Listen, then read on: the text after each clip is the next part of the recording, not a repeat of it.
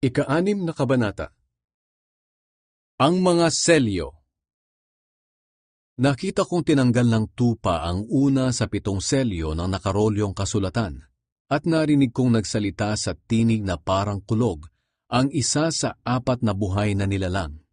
Halika, ang sabi niya. Nang tumingin ako, nakita ko ang isang puting kabayo. Ang nakasakay sa kabayo ay may hawak na pana. Binigyan siya ng korona. At umalis siya upang lumusob at magtagumpay sa pakikipagdigma.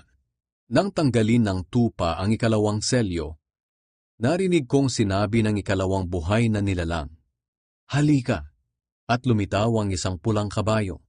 Ang nakasakay ay binigyan ng malaking espada at kapangyarihan upang magpasimula ng digmaan sa mundo at magpatayan ng mga tao. Nang tanggalin ng tupa ang 3 selyo, narinig kong sinabi ng 3 buhay na nilalang, halika, at nakita ko ang isang itim na kabayo. Ang nakasakay ay may hawak na timbangan. May narinig akong parang tinig mula sa 4 na buhay na nilalang. At sinabi sa nakasakay sa kabayo, itaas mo ang presyo ng pagkain. Ang presyo ng 1 kilo ng harinang trigo ay dapat 1 araw na sahod. At ganoon din ang presyo ng 3 kilo ng harinang sebada, pero huwag itaas ang presyo ng langis at alak. Nang tanggalin ng tupa ang 4 na selyo, narinig kong sinabi ng 4 na buhay na nilalang, halika, at nakita ko ang isang maputlang kabayo. Ang pangalan ng nakasakay ay Kamatayan, at kasunod nito ang Hades. Binigyan sila ng kapangyarihang patayin ng 4 na bahagi ng populasyon ng mundo sa pamamagitan ng digmaan, gutom, sakit, at mababangis na hayop.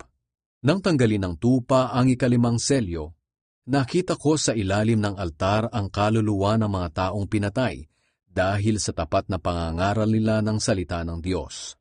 Sumisigaw sila ng malakas, Panginoong makapangyarihan, banal at tapat, gaano pa po kami katagal na maghihintay bago ninyo hatulan at parusahan ang mga taong pumatay sa amin?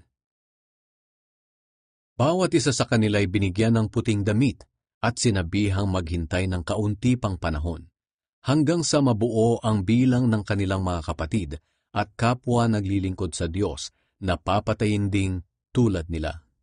Nang tanggalin ng tupa ang 6 na selyo, lumindol ng malakas.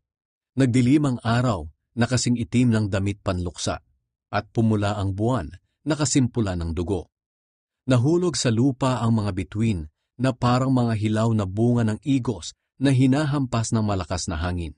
Naalis ang langit na parang binilot na papel, at naalis din ang mga bundok at isla sa kinalalagyan nila. Nagtago sa mga kuweba at sa malalaking bato sa kabundukan ng mga hari, mga namumuno, mga opisyal ng mga kawal, mga mayayaman, mga makapangyarihan, at ang lahat ng klase ng tao, alipin man o hindi. Sinabi nila sa mga bundok at mga bato, tabunan ninyo kami at itago upang hindi namin makita ang mukha ng nakaupo sa trono at upang makaligtas kami sa galit ng tupa, sapagkat dumating na ang araw na parurusahan nila ang mga tao at walang sino mang makakapigil sa kanila.